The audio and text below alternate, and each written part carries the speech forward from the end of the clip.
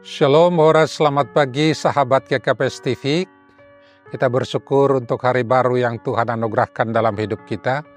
Dan biarlah kita menjalani hari ini di dalam terang firman Tuhan yang akan kita dengar bersama. Dan untuk itu marilah kita berdoa. Kepadamu ya Bapa kami datang bersyukur dalam kasih setia dan pemeliharaan Tuhanlah sukacita kami di dalam menjalani hari ini.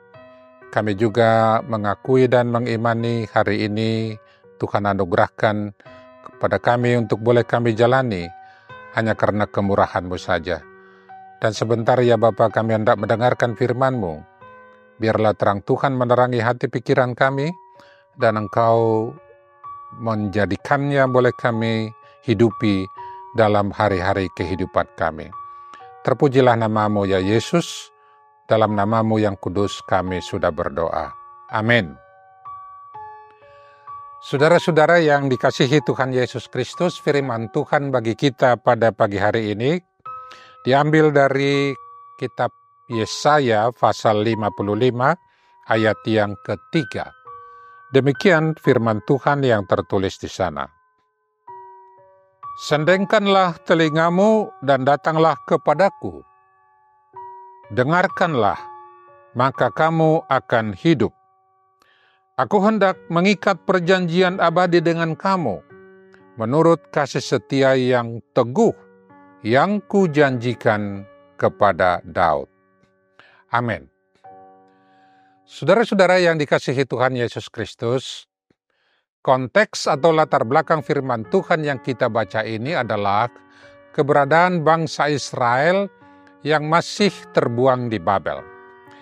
Namun Tuhan melalui Nabi Yesaya berfirman bahwa bangsa yang sedang terbuang itu akan segera dikembalikan ke Yerusalem. Dan Raja Persia, yaitu Kores, akan dipakai Tuhan sebagai hambanya untuk membebaskan bangsa yang sedang terbuang itu dan mengembalikan mereka ke Yerusalem. Namun saudara-saudara, rancangan Tuhan bagi pembebasan bangsa Israel dari pembuangan itu tidak mudah untuk dipercayai mereka. Dengan kata lain, seruan Nabi untuk mempercayai dan turut serta dalam pembebasan yang Tuhan sudah nubuatkan kepada bangsa Israel tidak dapat mereka aminkan dan sukar untuk diterima. Oleh karena sudah hampir 70 tahun mereka terbuang. Dan tentunya keadaan itu telah melemahkan iman mereka terhadap kuasa Tuhan yang dapat membebaskan mereka. Demikian pun terhadap kasih setia Tuhan. Mereka anggap sudah meninggalkan mereka. Dalam Yesaya 40 ayat 27 dikatakan, Tuhan mempertanyakan sikap iman yang tidak percaya dari bangsa itu kepadanya. Di sana dikatakan, "Mengapakah engkau berkata demikian, hai Yakub, dan berkata begini, hai Israel?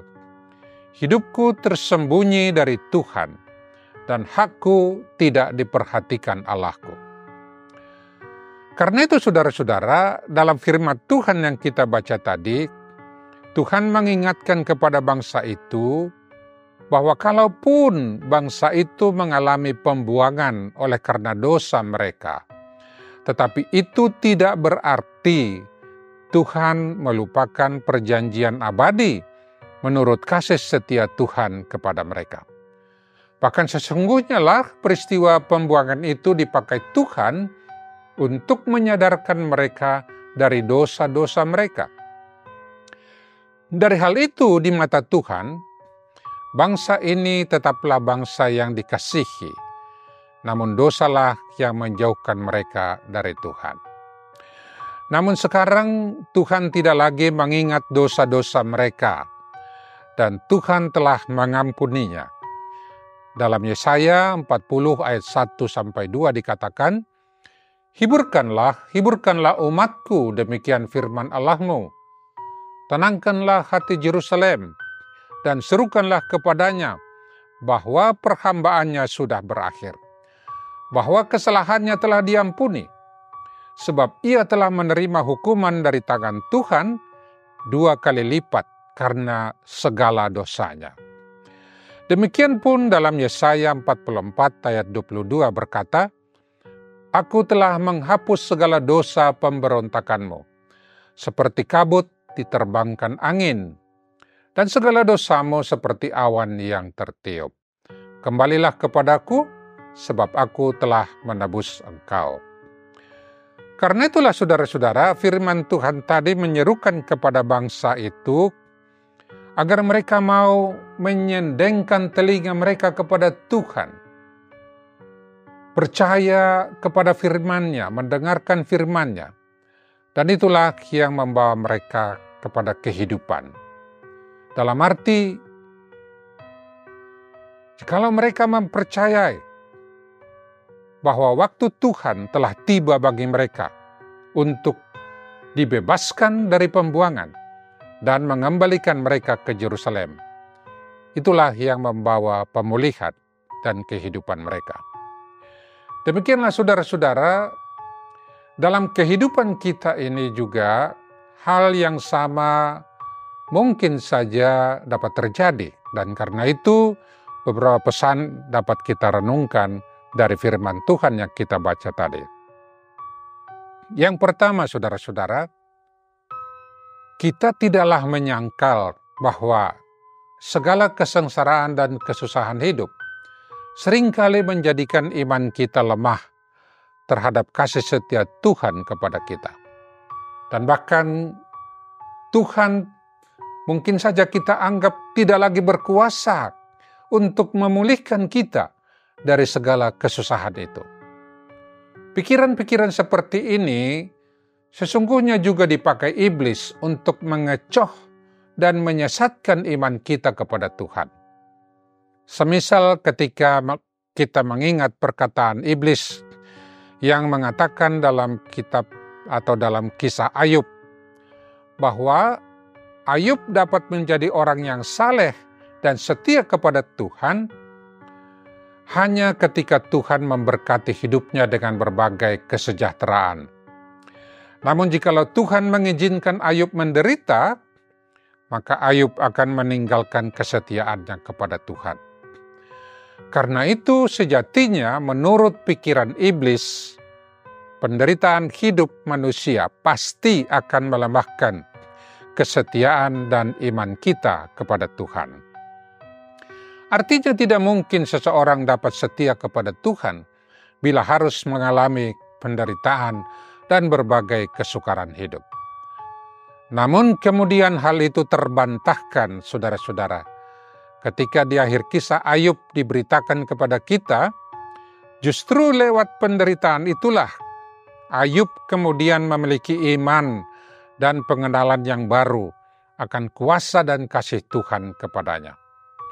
Demikianlah bagi orang yang percaya kepada Tuhan, sesungguhnya penderitaan dan kesengsaraan hidup tidak lagi berkuasa atas kita, apalagi menyesatkan hidup kita dari hadapan Tuhan.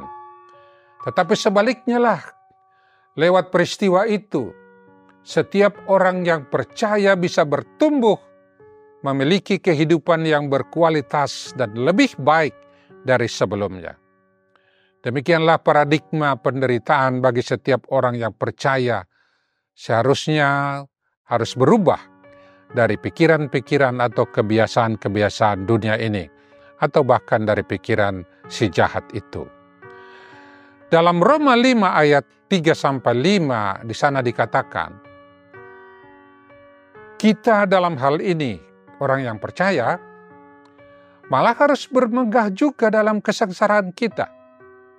Karena kita tahu bahwa kesengsaraan itu menimbulkan ketekunan. Dan ketekunan menimbulkan tahan uji. Dan tahan uji menimbulkan pengharapan. Dan pengharapan tidak pernah mengecewakan. Karena kasih Allah telah dicurahkan di dalam hati kita oleh Roh Kudus yang telah dikaruniakan kepada kita. Atau firman Tuhan yang tertulis dalam Roma 8 ayat 37 berkata, Tetapi dalam semuanya itu, kita lebih daripada orang-orang yang menang oleh Dia yang telah mengasihi kita. Yang kedua, saudara-saudara, dari konteks bacaan tadi, satu pertanyaan mendasar dari kehidupan orang percaya, yaitu, apakah orang percaya dapat setia kepada Tuhan di tengah penderitaan hidup yang dijalaninya?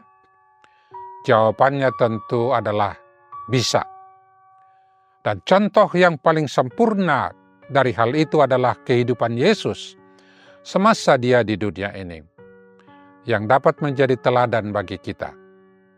Dia menderita, Dia dihina, Dia disiksa sampai matinya, bahkan harus menyerahkan nyawanya bagi penebusan dosa kita. Dan Dia setia dalam menjalaninya. Demikianlah firman Tuhan dalam Filipi 2 ayat 8 berkata, dan dalam keadaan sebagai manusia ia telah merendahkan dirinya dan taat sampai mati, bahkan sampai mati di kayu salib. Demikianlah saudara-saudara, firman ini memanggil kita untuk mempercayakan diri kita kepada Tuhan dan kuasa kasih-Nya yang bekerja di tengah-tengah kehidupan kita. Kendati segala bentuk penderitaan dan kesusahan tidak dapat kita jauhkan atau katakanlah sedang melanda hidup kita.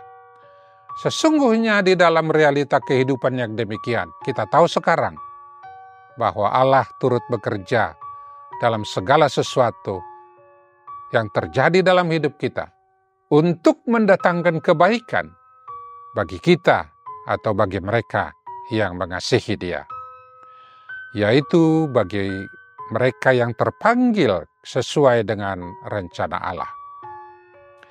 Karena itu saudara-saudara, tetaplah setia, kuatlah di dalam Tuhan, dan teguhlah iman dan percaya kita kepada Dia.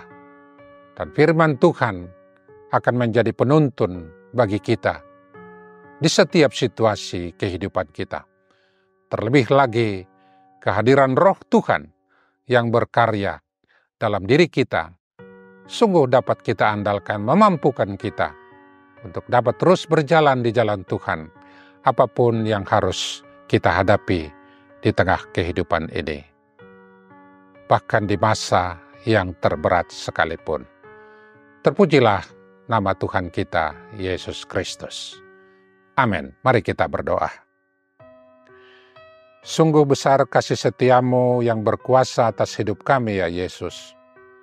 Engkaulah yang berdaulat atas segala perkara hidup kami.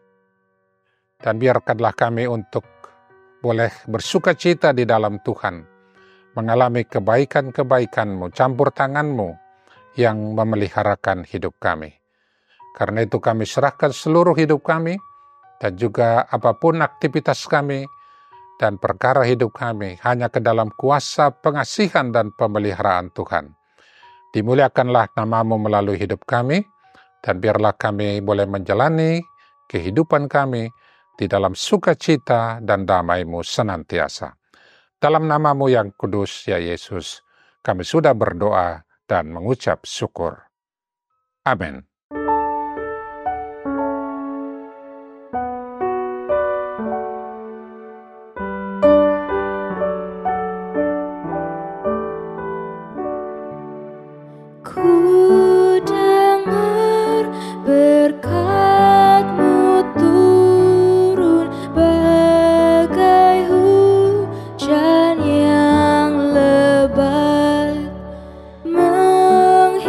Menghidupkan